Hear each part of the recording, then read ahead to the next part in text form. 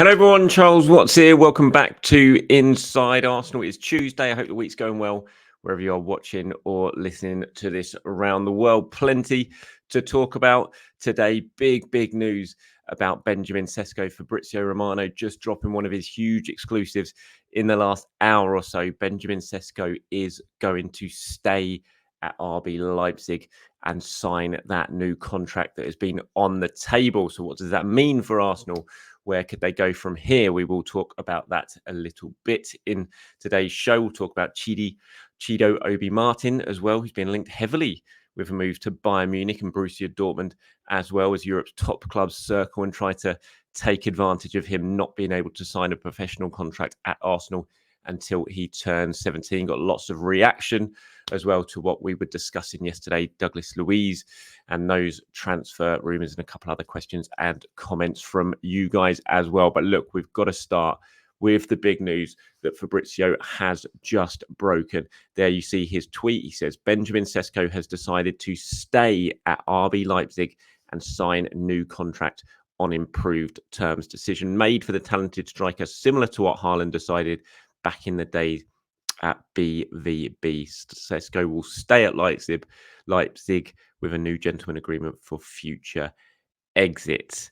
So, big blow to Arsenal, no doubt about it. This is a player that they wanted to sign, same as it was as a player that Chelsea and Manchester United wanted to sign. I have to say, and I've spoken about this in the last week or so a few times now, I'm not surprised that he has made this decision. I think from a footballing point of view, from a development point of view, it was probably the decision that made the most sense. And I think when you look at it, it feels to me anyway, like a sensible decision. Obviously, there is that sort of caveat as you never know what's going to happen in football. You can get a big injury, something like that. And when a big opportunity arrives to move to a top club, then you should probably take it. I kind of get that argument, but you know, if you're constantly thinking about, oh, I've got to do something in case I get injured, I mean, that's just, I don't know if that's the best way to plan your career, you know, thinking of the worst and planning for it that way. I think when you're sort of mapping out your career and you're 20, or literally just turned 21,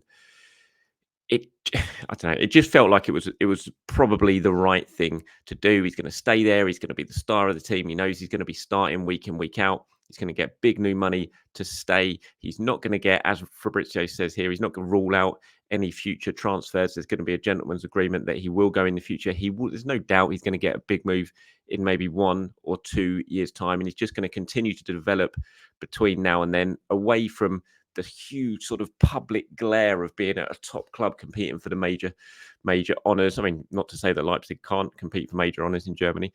They've shown that they can. But yeah, I'm not overly surprised. I'm disappointed because I did want him to sign for Arsenal. I have to say, the more I've sort of looked into him and looked at his qualities and what he might be able to do for this team and for the squad, more so than the team, then I was quite excited about it. But the fact that I was looking at him more as a squad player, certainly early on, again, shows, I think, why it was probably the best decision for him to stay. Because if he come to Arsenal, he wasn't going to start next season as Arsenal's number 9. No way. Kai Havertz was, absolutely.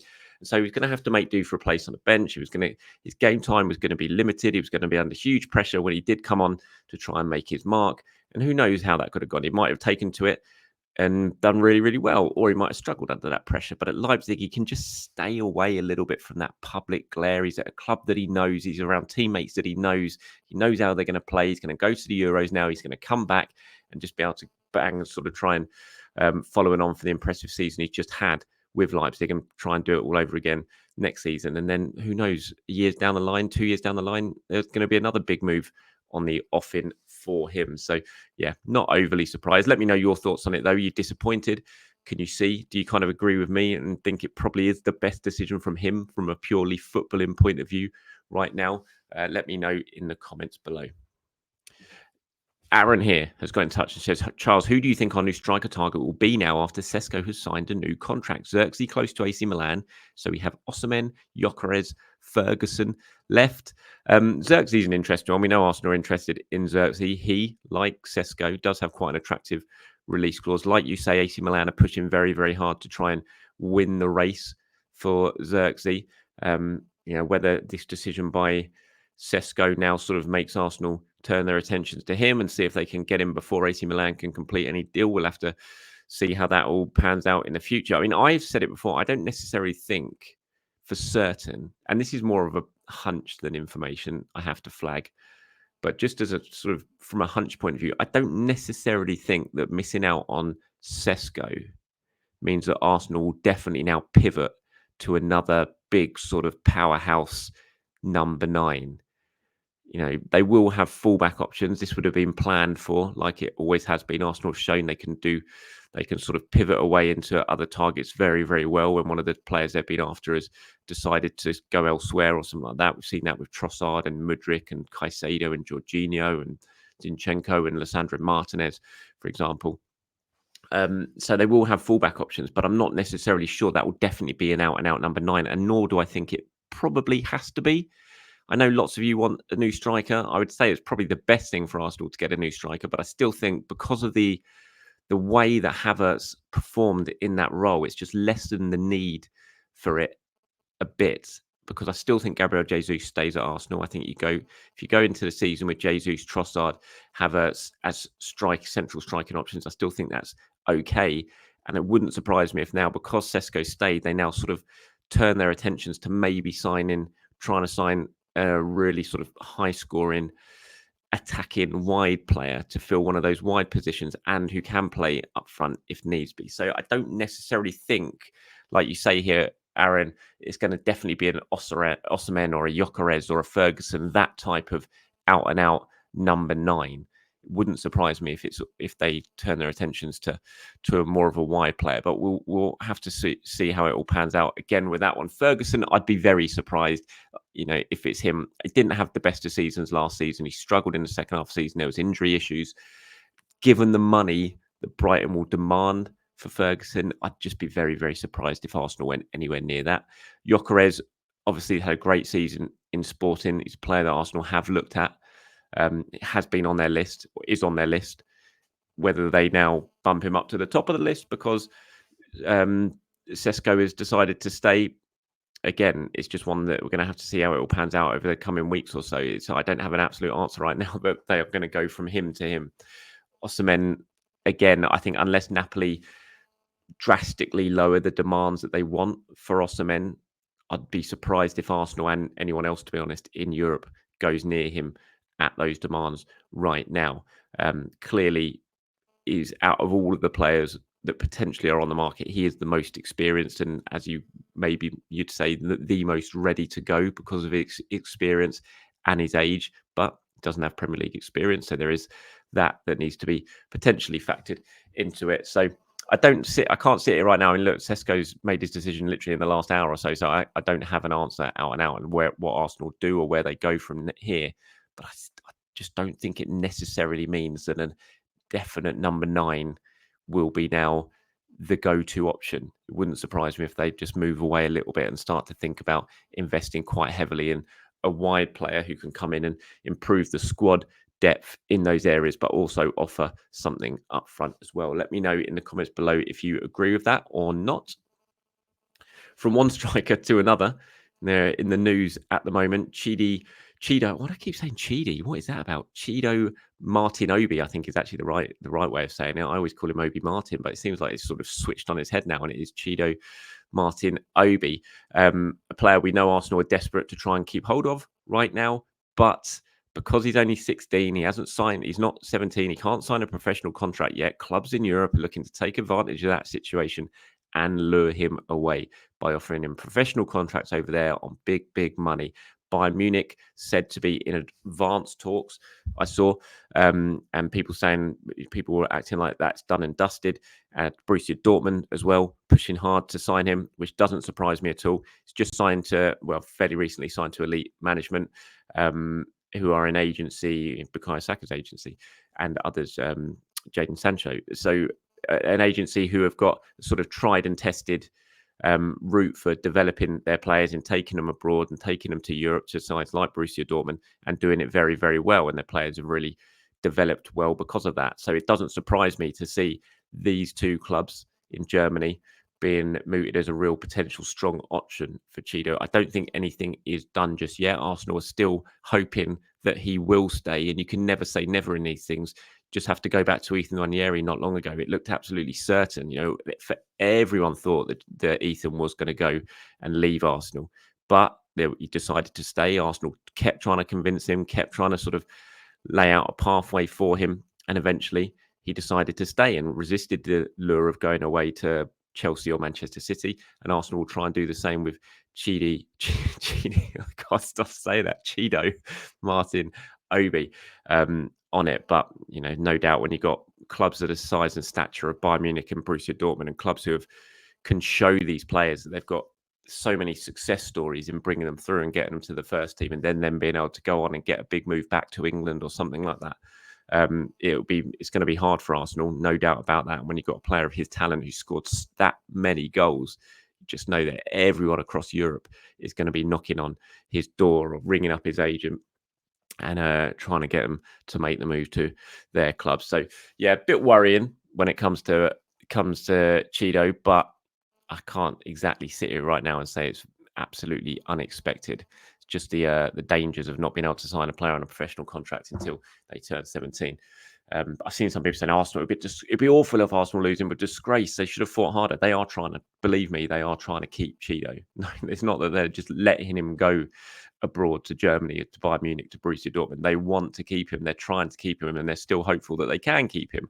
But they're up against it because they cannot get him to sign a professional contract until he turns 17, and that's not for a while, unfortunately. International roundup, really exciting game for Ghana. They won 4-3 last night. Thomas Partey didn't score, but playing for them against Central Africa Republic, I think it was 4-3. Really exciting World Cup qualifying win for them. Jordan Ayew scoring a hat-trick. Jakub Kiwior played full 90 minutes for Poland in their final warm-up game ahead of the Euros. They won 2-1 as well.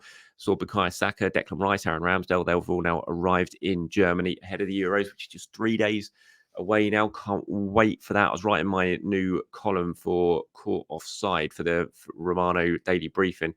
That's going to be going out pretty soon. Actually, by the time you're watching this video, it's probably already going to be out. And I was talking about the Euros and how excited I am about watching the Arsenal players in it. I was talking about who I think is going to be the sort of star of the show from the Arsenal players at the Euros. And I was saying, look, if England go on and win it, and it's a big if, obviously, I think, Bukayo Saka will no doubt have a big say in that. I find it frankly laughable that people are questioning whether Saka should be in the starting 11. It's like, if you forget what he's done for England when he's played and how well he's performed at these major tournaments for England. And it's not like he's come off the back of a bad season. He scored 20 goals, got 15 assists, I think, in all competitions last season. So they're a really good season, and he absolutely has to start, and he deserves to start for England. But I've just got a sneaky feeling Kai Havertz might have a major say in this tournament. A lot of people are writing Germany off, I think, and not really expecting them to do much. But they've got such a good, young, talented squad. And Havertz as a 9. I think you got the likes of Musiala and Wirtz behind him.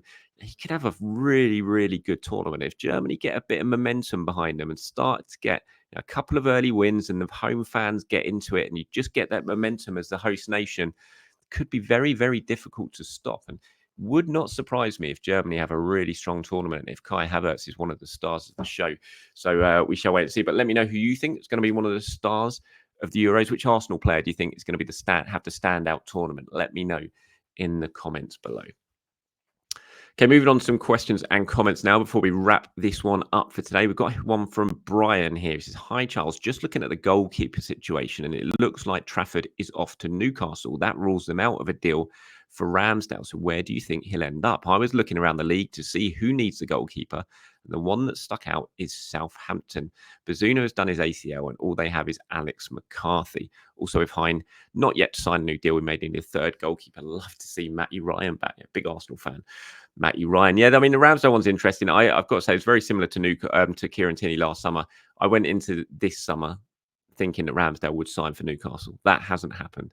Newcastle decided to go down different route, whether that's because of the money Arsenal are asking, whatever, but it looks like they've signed Trafford. So where does Ramsdale end up? If indeed he goes, it's not an absolute given that he goes. I think he'll want to go, and I think Arsenal understand that. And I still think the most likely option is that he won't be an Arsenal player come the end of the summer transfer window, but can't say for certain that he'll definitely go. But yeah, Southampton, maybe. I mean, he's used to playing on the South Coast, did that very well for Bournemouth, so maybe that is an option. He's got mates at Southampton. He was at the playoff final for watching them beat Leeds as well, of course, watching David Brooks in action. So that would be an option. I mean, I don't necessarily think he definitely has to stay in the Premier League. I'm sure abroad there'll be plenty of clubs looking at a goalkeeper of Aaron Ramsdale's quality. But yeah, now Newcastle does appear to be off the table. It's certainly up in the air a little bit in terms of what Aaron Ramsdale does.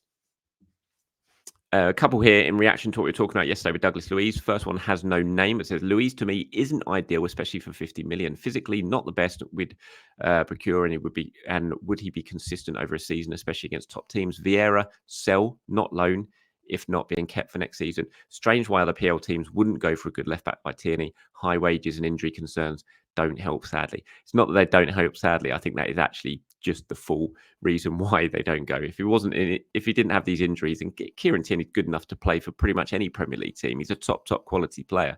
But those injuries and the amount he's had and the consistent time that he's had off in the treatment table, it's just going to put teams off, especially when he's on the wages that he is on. So it's not that they don't help. I think that is the main reason why Premier League teams aren't going for Tierney.